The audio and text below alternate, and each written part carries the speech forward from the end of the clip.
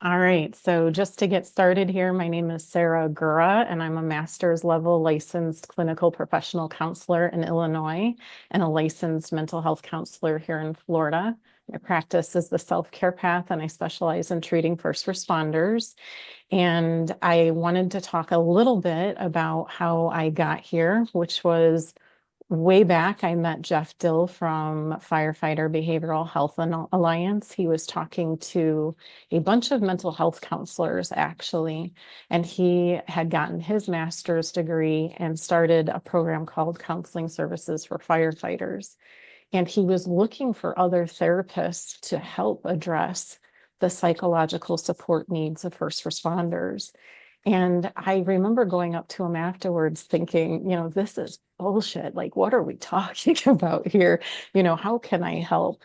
And from there, I ended up getting connected with a fire department called Orland Park in Illinois. And we did a family focus day. And then I started doing ride-alongs. And before I knew it, first responders were just coming into counseling. And one of the most disappointing things, guys, that had happened during that time was they were saying, I've been to an EAP counselor, I've been to other counselors. If you don't work out, I'm completely done with this. But they don't understand. And they felt like they couldn't get the help that they wanted and needed.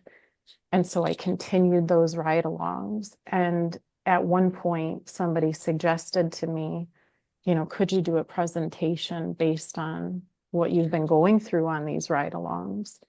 And so I started teaching. And before I knew it, now I'm 18 years into a private practice of working with police, fire, sometimes military, dispatchers, and emergency department professionals. And over that time, we just started, right, developing, like we're pioneers sitting here.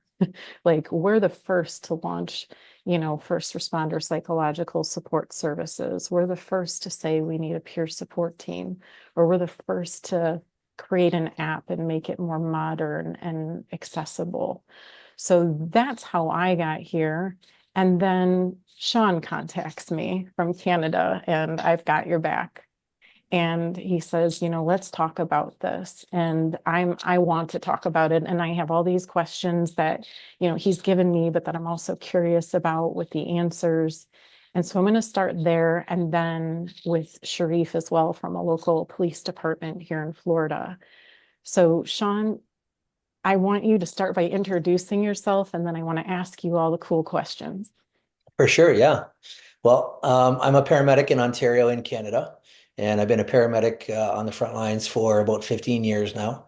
And previous to that, I was in medical devices as a surgical specialist. So still had all that clinical experience, and I did that for about 12 years previous to becoming a paramedic. And just after we got done school, I got hired right away, and we had a stretch of about 18 months where there was over 100 first responders in Canada that had died by suicide.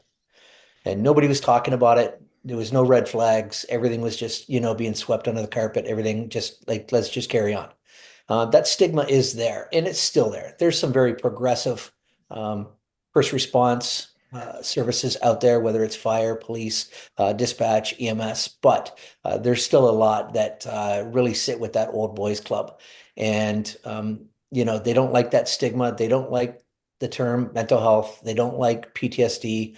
And so basically what we did was because nobody was talking about it, we literally just thought, you know what, let's just create some stuff online, uh, kind of create a safe place or just to get the word out so that people can start the conversation. And the whole concept was, hey, here's a picture. We wrote, I've got your back 911 on a piece of Bristol board and took a picture beside our ambulance. And we asked everybody to just go ahead and do that. And then within about 3 days, we had about 600 messages sent to us saying, who's doing this? This is great. This is crazy. And then all of a sudden, we got flooded with all of these pictures from all over Canada. And it didn't matter if it was police, if it was fire, EMS, dispatch, corrections. We were just getting flooded with all of these pictures. And so it just literally went viral, blew up. We created retail store where we sell a whole bunch of merchandise. So we started making merchandise with our logo and with our name on it. And again, just kept on flying out the door. We used to get so happy when we would ship, 10 packages a month. We were excited about that. And, now we ship, 1,000, 1,500 packages a month and we ship all over the world. So it's pretty humbling when we look at all of the support that we get, all the followers that we have. And the other thing that's really strange about this whole concept is, and Sherif, you can probably relate to this. If it's something online for policing, it's police that look at it. If Oh it's yeah. something, if it's something online for fire, it's firefighters that look at it. The fact that we have everybody that follow us, from corrections to nurses to PSWs to EMS to policing, it's really really crazy how everybody has embraced this, and it's just 10 years now, hundreds of thousands of dollars we've donated to different charities that will um, directly help first responders with their mental health. I love that. So what are the current dynamics of your peer support program now, including the app that you use? Sure. So when it comes to peer support itself, we've created this app, and this app is designed for first responders. And there's certain areas in this app and certain things about this app that are very unusual and are not usually out there. We haven't seen it anyway. It's 100% anonymous, completely confidential. There are no identifiable markers that allows anybody to know that it's Sherif going into this app when he's sitting at home on his couch and he just feels that he needs to speak to somebody. He can go into the app. His service is provided with a community code that every single one of their officers, sworn and unsworn, get to log into. And then from there, they can enter into peer support. If you have your own internal peer support team, it's linked up with the app. And as soon as I request support, every one of the peer supporters' phones beeps. And as soon as somebody picks up that support and offers help, then it disappears from everybody else's phone. If you don't trust or you don't feel comfortable using your internal peer support team, or if your service is small and it doesn't have their own peer support team, then we go external to an organization here that we have funded since their inception, and it's called Boots on the Ground. And Boots on the Ground was started and designed by a couple police officers. And so it is also completely anonymous, 100% confidential. And the best thing about it is when a first responder enters into that line to call that boots on the ground number, they're going to speak to a like-minded individual. Every single person that answers those phones is either current or retired paramedic, firefighter, police officer, corrections, dispatch, or military. So you're not going to spend the first hour of your phone call trying to explain what the stresses of our job are, what I have to deal with, how it accumulates over the years. They're already going to know. It's amazing. Do you have any other projects going on right now with I've Got Your Back?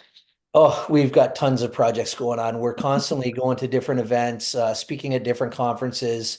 Some of the big unions that we have here in Canada, Unifor, big with the automotive industry, but they also have a lot of PSWs, hospitals, paramedic groups that they also support. We're going and we're presenting to their medical advisory group, and we're going to introduce the app to them to see if it's something that they want to start to bring into all of their bargaining sessions. We've got our golf tournament that we do every year that we have coming up in August that we're starting to go full speed with. There's so many things that are constantly on the go. I think it's awesome. I guess I'm curious too, and everyone else would be as well, but like, why do you think you have to do the data collection? And like, how is that helping you make decisions about these projects or the app and what you're doing? So when it comes to the app itself, the only thing that we collect from the app, because we want to maintain that anonymity, is once the end user gets into the app, there'll be a small drop-down menu where we can categorize why they're asking for assistance. So it could be a fatality call, it could be a pediatric call, it could be personal reasons, it could be whatever that looks like. We work with the service to design those 4 or 5 different questions. Once that is clicked onto, then we go to either the internal chat with the peer support team and or we go to the external. So what we collect in the back end is why they're asking for assistance, where they went for assistance. And then those are accumulated over a year's period. So that allows us to be able to see those live trends as they're happening. So if all of a sudden after a quarter, we look at those numbers and we go, why do we have a huge uptake in substance abuse calls? Why are people asking for assistance because of substance abuse? Well, let's go to the chief, let's go to our senior management, let's request some of those dollars and let's re-educate our people. Let's get some more resilience training in. Let's find a therapist that specializes in addictions with first responders and get them on board so that our people can reach out to them when they need this assistance. And you can literally head off those trends as they're happening. We don't have to take a retrospective look after 5 years and go, wow, look at the last 5 years. That's crazy. How many people do we have off? How many people have we lost because of addiction? We'll get to see this and we can do something about it right away. That's awesome. Did you say Yeah. that there's a different version of that for each type of first responder, or is this all in one? It is all in one, but we can customize it depending on what the service is looking for. So those drop-down questions we can customize. We can drill down a lot deeper and we can ask, are you full-time or part-time? Are you on what platoon are you on? And it totally depends how deep you want to go. There's a hospital in Halifax that is running a similar platform to this, made by the same two guys that we've worked with. And they drill down to sex, they drill down to income. Like, I mean, they get so detailed with the data that they collect. Why they need all that data, you know what? That's for the hospital to decide and for them. But there's one platform that we've created for first responders. We can change it up. We can move things around as far as questions, how much you want to dig down. But it all depends on what we want to capture that will relate to that chief and senior management so that they always have those measuring sticks where they go, this is when I know that our people are healthy, and we can relate those questions to those statistics so that it means and it resonates to that chief or that senior management. I think that's so important to get it going from the top down. A lot of these programs have to go from the bottom and convince it to go up. Yeah. But if we have data and reason to say mental health is a safety issue, we talk about training and OSHA standards in the United States and making sure that you're following policy and procedure, the SOP, the SOG, the SMO, we go on and on, right? Yeah. And then we don't say anything about, but this is how we should make sure that we have mental health safety, behavioral health safety, and psychological support is not a four-letter word. Like Yeah. it's, let's make it important. Yeah. Which is, another question that I kind of want you to speak on. Other than all those suicides that you were confronted with at the beginning of this project, I've Got Your Back, why else do you see it's important to keep going with this? You know what? We just need to do better. We need to do better for our people that rush into those buildings and, put their lives on the line to save others. We need to create a new standard is what we need to do. And that's what we're trying to achieve. What we've done in the past hasn't been good enough. Everybody's fallen through the cracks. So many of us have just been left. And you know what? It's almost easier for services to go, unfortunately, you know what? He's a good guy, but he's now damaged. We would probably rather him leave and we can replace him with somebody else that can come in. So I think, yeah, we've seen a lot of change here in Canada for sure in the last 10 years, but we have so much more to go. And again, we just need to do better for our people because everybody that did this job before us, they've paved the way. They've done the hard time. They've done the heavy lifting. They were never allowed to leave the road and go take a breather or go home and, see their wife or their partner and maybe have that, time where you can just kind of reflect on what just happened. They were just forced to get back out there on the road. You know what I mean? And that's why so many of them just, they didn't last at all. And if they did last, they're alcoholics. They started to self-medicate and, they lived a really hard life. A lot of them, their marriages fell apart. They don't see their kids, all that sort of stuff. So we need to do better. We need to keep making that change and we need to get rid of the stigma because as far as I'm concerned, I talk to a lot of people at these conferences and stuff, and they say, you know what? Yeah, I've got my diagnosis of PTSD. And for the longest time, I couldn't even say those letters because it was an embarrassment. I look at that because I am a first responder. I do respond to these calls. I look at that diagnosis that you have of PTSD, and that's a badge of honor. I know what you've done to have to go and get that. Yeah. You know what I mean? For that doctor to say that, you have PTSD, dude, you've worn that. You've earned that because, a lot of people can't say that they do and that they've seen what we've done and seen. When you say that, it, reminds me of the more adverse traumatic experiences that we have at work. We do see that, okay, then family disintegrates, relationships with children, get strained at the very least, their mental health and then their self-care routine declines. And then we start talking about, okay, well, now we have inflammation. Well, chronic inflammation is what leads to disease. And then instead of being diagnosed with PTSD, treating it for what it is and feeling better, now I've got heart attacks, strokes, diabetes type 2, early deaths, and really problematic or dramatic retirements. And then after and post-retirement, there is like no reconciliation, we call it, Right. because retirement is a 24-hour day. Reconciling, 20 plus years of a trauma career is a Yep. whole nother beast. And so that's the other reason why I advocate for work on it now so that you can move forward in your relationships, in your life, in your retirement. I don't, want to keep hearing the cancer diagnosis and the inflammation, the Yeah. inflammatory, mental and physical. Yeah. So go ahead. And just to add on to that, and one of the concepts that we've come up with this app, sure, you know what, we want to get this help out and we want to have that initial conversation with current first responders. But I also understand and I see the significance of that support system that you have at home, if you have one. Not everybody does, but I know what I bring home from work can reflect, like you just said, on my family. So we now offer this app once we get into a service. Say we get into Sherif's, service, and we give that community code to all of the current officers that are on the road. We also encourage them to reach out to the family members and give them the community code as well at no additional cost at all, because we need to know that that support system that we have at home is also supported. So when they're dealing with that stuff as well, the other thing is the retirees. These are the guys and girls that pave the way for us. When I put in 30 years into this job and I leave it, that 30 years doesn't leave me.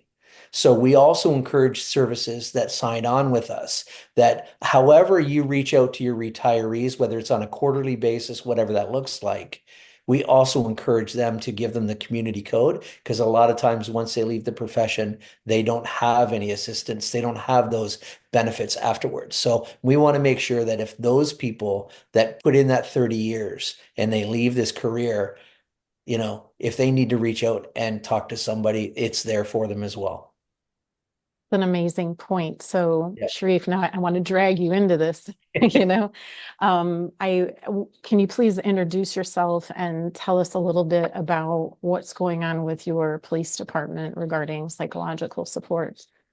So I started my career about 17 years ago, and I was very young and impressionable, and I went about a year and a half on the job and got involved in a major shooting, got injured, lost my left eye.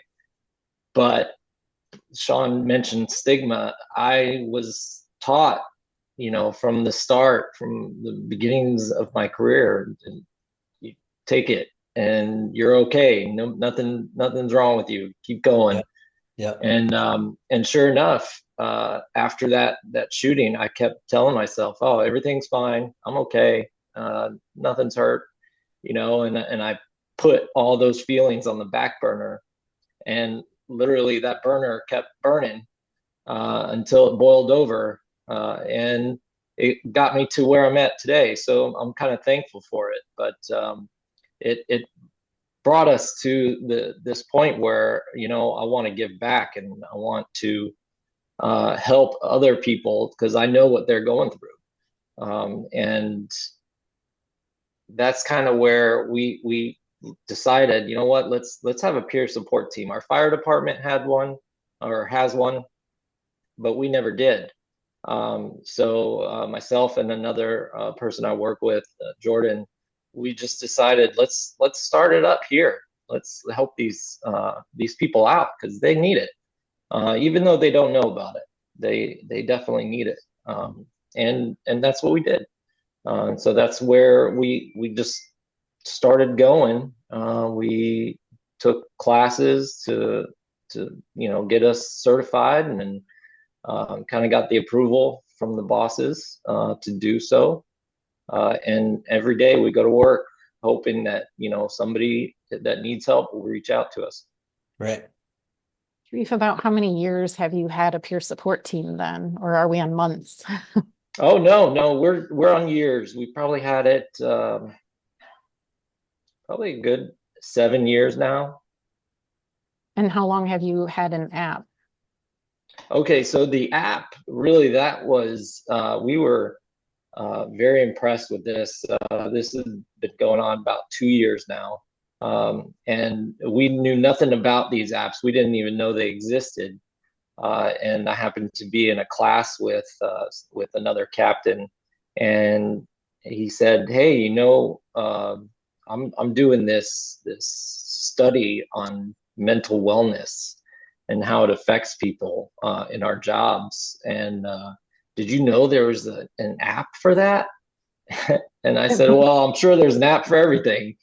But I started talking with him about it and asking him, what is this app? What's it called? And he told me, and we started researching into it. And this app, very similar to Shaun's. It is everything you need in the palm of your hands. All the support. We give it out to all our guys and gals, and it has that ability for them to call their therapist, and any therapist that they choose. They could plug in their phone number. We have a list of therapists on there that we try and keep it LEO therapists or first responder therapists. So that way they do have that understanding, and you don't have to go through the hour-long talk about this is what I do for a living, For sure. and this is what I see. So we have that. The app also has our peer support team. We added the fire department's peer support team on there as well. So that way, you know what, if you don't feel comfortable talking to one of us, somebody else can definitely get that conversation going for you. And then the app also provides the ability to send out push notifications of different articles or health information, whether it be for your heart health, mental health, whatever type of healthy notes that we want to send out to people. And then we could also put in a note and just push out a random note, whether it be, hey, we're peer support team's having a meeting today at 7:00. We can push that out to everybody, and it'll send it out to all their phones.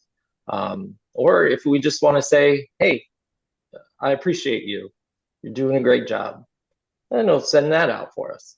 So the little things matter.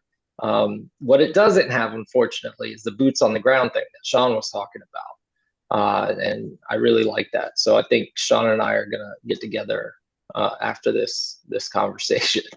Sounds good. That's what we're here for. Go ahead, Now, I Shaun. have a quick question for you, Sherif. Now, the anonymity part, the confidentiality, do you find that that's a barrier for people wanting to or willing to reach out and ask for that assistance? Because here in Canada, I'll tell you, if anybody thinks that this is not anonymous, they're just not going to reach out. They're not going to trust it. We inherently, in these professions, we don't trust. And when it comes to Right. senior management, when it comes to our chief, we just don't trust. And if they're involved at all, it's not going to get buy-in. That's why whenever we launch this into a service, it's always pressed to all the members that this is being brought to you by your wellness division or your peer support team, not your chief. We refuse to do any pictures with the chief when we launch this, any senior management.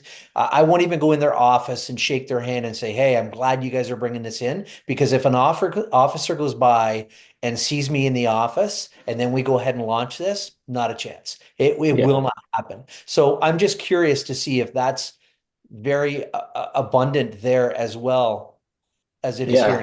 Yeah. It definitely is. And that was one of our biggest concerns when we were looking into these apps is what all does the administrator see? And right now, the chief isn't even an administrator on the app. Yep. It's strictly the peer support team, but it is completely anonymous, similar to yours, where they're just given a community code. Okay. So there's no particular login, and I think you're absolutely right. Nobody trusts, No. and nobody wants, their information or the knowledge of them just even seeking a conversation with somebody about maybe a call. They do not want that out there. Well, something as So simple as reaching out to your peer support team. And, like I hear people on the radios all the time in our ambulances, and I know who is, whether I look at the schedule or not, I know who's on the road with me that night because I can tell by their voices. So if I were to reach out, even through a phone call to a peer support member, they're going to recognize me. So a lot of people yeah, just stay right away from that. And that's why our whole process is when you go to talk to your peer support team, it's only done by chat and it's an mm, anonymous chat. So there's no self-identifiers in there. So when it comes up on the screen saying that somebody's looking for assistance and I pick up that call to assist them, it'll come up and say Shaun as the peer supporter. But on the other end, it just says anonymous. And the biggest reason for that is in the policing industry, it's so litigious that they can be subpoenaed and officers under investigation, they can subpoena anything. If they come to us and say, hey, we want all the data. It's like, well, you can have whatever you want, but nobody is identified. So you don't even know who it is that's chatting back and forth, number one. And number two, as soon as the assistance is done with that officer and it's no longer needed because they've been given the resources they've been asking for, the case is closed and all that data is deleted. There's nothing left. All that chat is gone. wow, yeah, Yeah. no, that's amazing. So we don't keep anything that can possibly identify anybody. Yeah, I think that it really that speaks is to, a really good feature. Yep. sorry to interrupt. I was going to say, I think it really speaks to like how this is such a specialty area and that these conversations have to unfold and be known. Like this is how we're actually going to help people is to guarantee their privacy and their confidentiality, Yeah. which I know we're talking about right now. So maybe Sherif, tell me a little bit about how you're handling privacy and confidentiality with your peer support team. So we try, even though we're a smaller agency, we try the best to not let anybody know what's going on. Even if they come to meet with us, we try not to meet in the office with a closed door. We'll usually say, "Hey, let's go grab some coffee," and run to the gas station and just chit chat by the cars, which is normal. You drive by a gas station, you see two cop cars, they're probably just talking, Peer about supporting. whatever. Yeah. So we try to do that to keep everybody anonymous in a sense. I mean, obviously, to me, I would know who it is that I'm speaking with because we're in person, obviously. But we try and just let them feel as comfortable as possible. And if somebody were to ask us, "Hey, what are you guys talking about?" "Oh, we're just killing time." Um, we don't dive into anything that they speak to us about. You know, and we're not gonna be a robot and say it is confidential. We're not gonna have that. You know, I'm not gonna tell you what we talked about. Like we won't do that because again, that shows that they were obviously seeking some type of support. So we do our best. I mean, it's just It's realistic. I think what's interesting is you're talking to three different levels, right? Like where I'm HIPAA compliant, and the privacy and confidentiality is there. And you could subpoena it, but I would have to have a release of information from a patient in order to disclose anything. And Shaun's got like this great anonymous service, right? Where, hey, I can get information I need and it's exchanged. But Sherif, you're talking about the reality of every day. You're talking about the So, reality. Go ahead, Shaun. so just Yeah. in regards to that, like Sharif, do you present your numbers at the end of the year to justify the existence of your peer support team?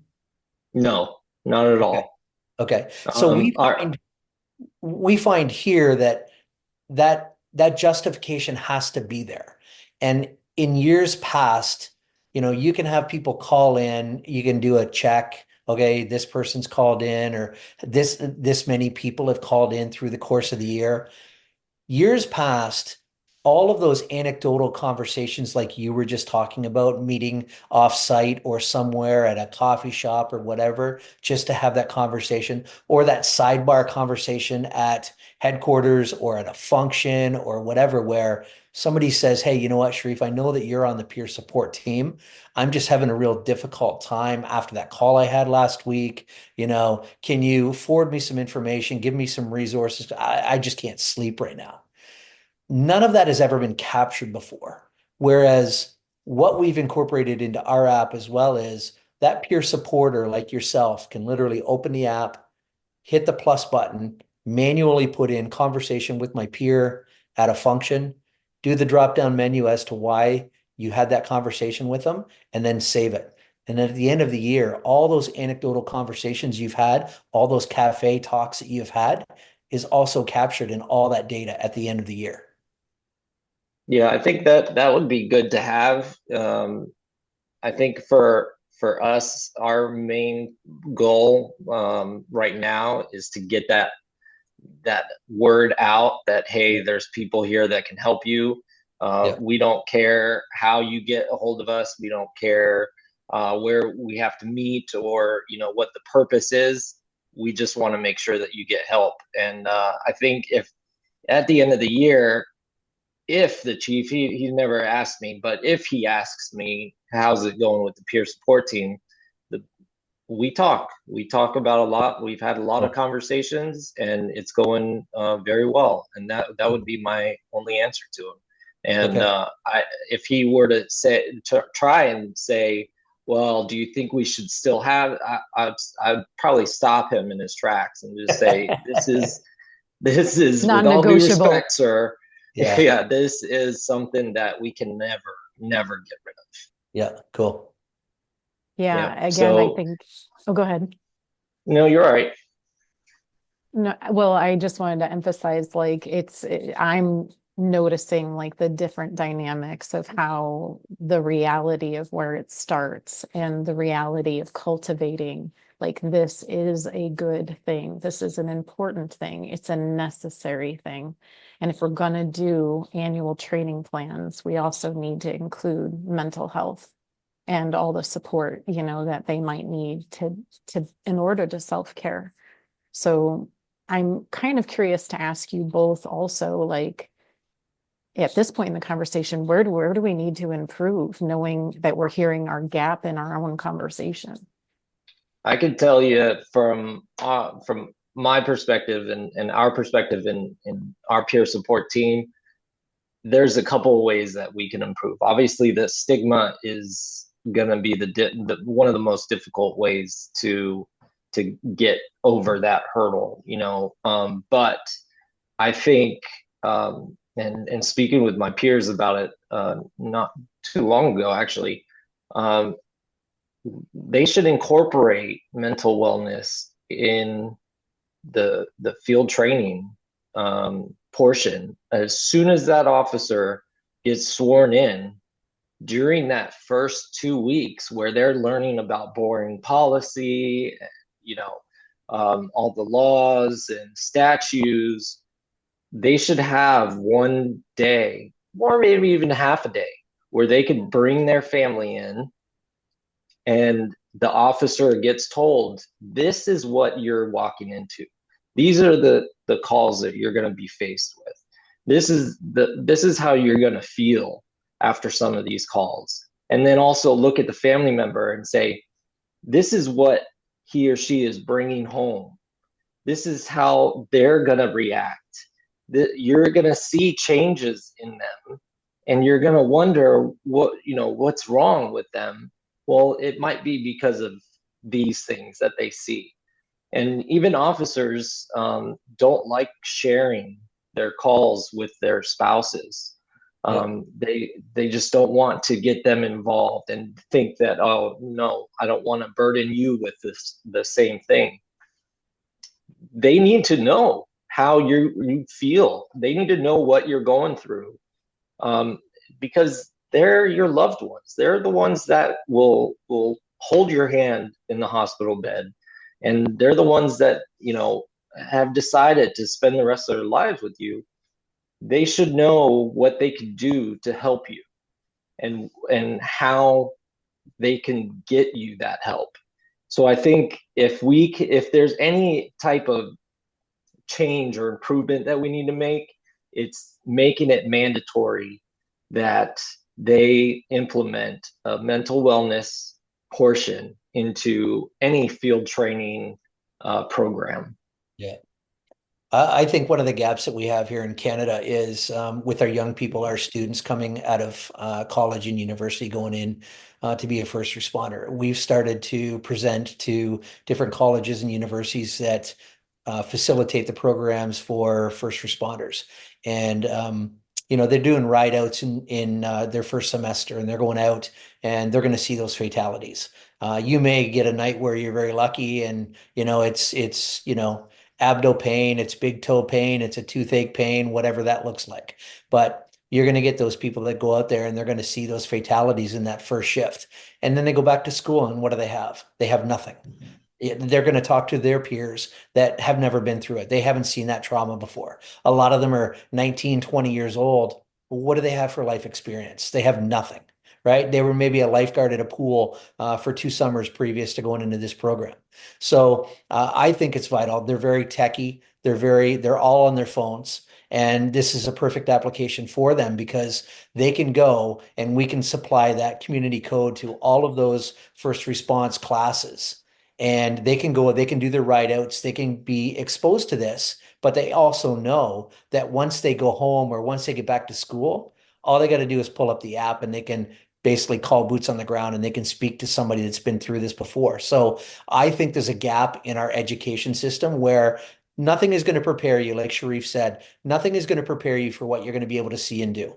Absolutely nothing. You can go and watch videos, you can see horrific accidents, all of that stuff. Until you're actually hands-on and you're there and you're making those life and death decisions, nothing's going to prepare you for that except for the experience. So allowing these young people that are still in the programs or just getting done the programs to have access to that help, I think is vital. Because I really do think that our kids nowadays, that younger generation, they don't know how to cope. We've never let them fail. They don't know how to cope with failure. They don't know how to, pick themselves up, dust themselves off, and move forward and become stronger from it. And that's our fault. But it makes it tougher for these people that are going to face this stuff and see this stuff on a daily basis. I think what you're talking about there is the resilience, but also very important to me is post-traumatic growth. It's not just coping skills. It's not just being stoic or sucking it up.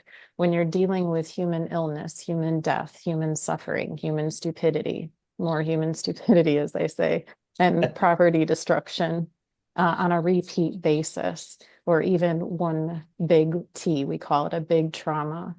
We have to know that there is post-traumatic growth after that. We don't want you to hate your life and your career. And if we can teach them in the beginning and train them in the beginning, which should include, as Sherif said, spouse support programs. I always say if he's a probie or she's a probie, then the spouse or significant other is also the probie, because I know they don't swear in, but in 18 years, I've seen what it does to relationships. Yeah. And they need the information as well. So having said all that, I'm kind of curious if there's anything else either one of you want to make sure you say or add to what we are discussing here. I think for me, it's, Go ahead. again, I think it's fairly simple. We just need to do better. We need to create a new standard. And, services can't deny that this is happening. The average person in North America sees between 3 to 5 traumas throughout the course of their life. The average first responder in North America sees between 300 and 500 traumas through the course of their life. If you don't think that that's going to change you as a person, you're mistaken. So I think we need to create that new standard, and we just need to do better for our people. And I think really it needs to start at the top of every agency. We need to get the chiefs on board, the chiefs and sheriffs, all on board with this. And, because most of them are of that older generation, that tougher generation, that nothing is bothering them, nothing's hurt.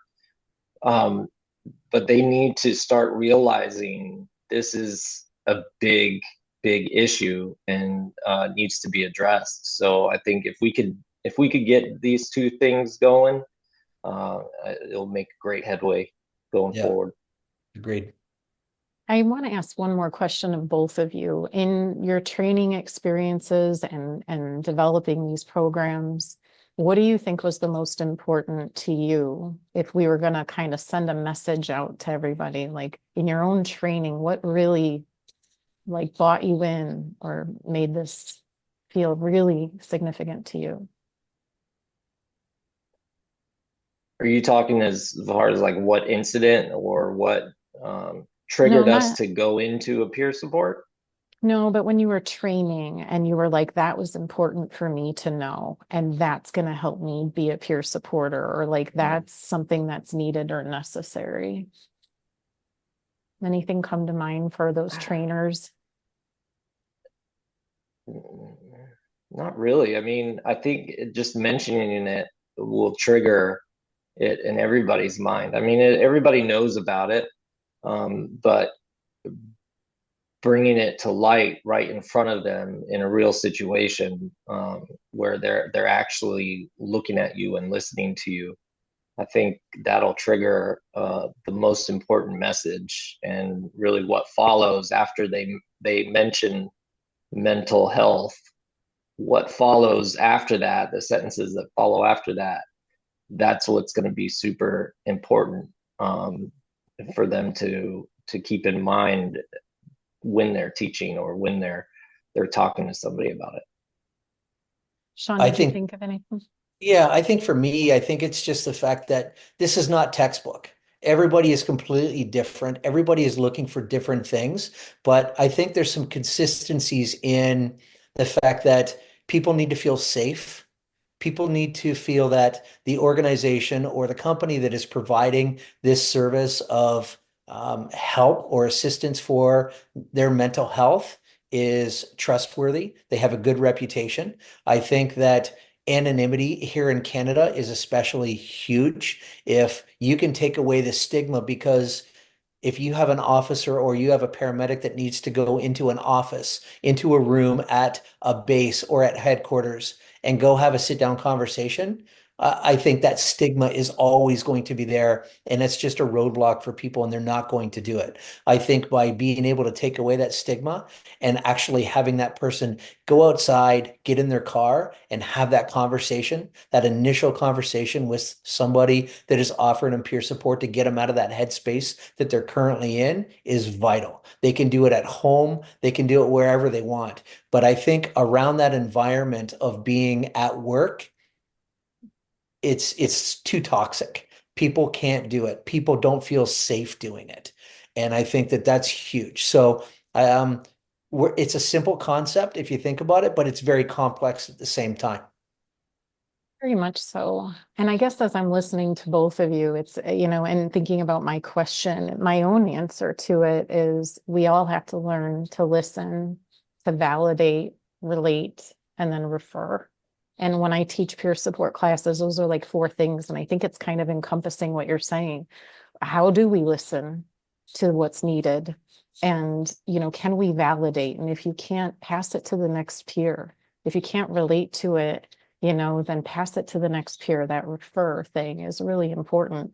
Or if it's really clinical, like we're talking about substance abuse or suicide or some other high risk ideation, learning as a peer supporter, how do I listen, validate, relate, refer, and get where we need to go? So that just crossed my mind too.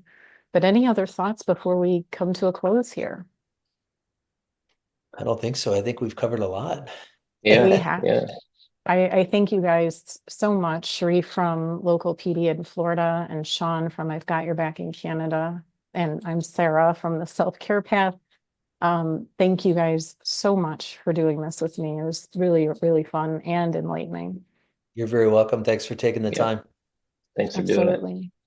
Thank you, Sherif. Bye-bye, guys. Bye. And let's see if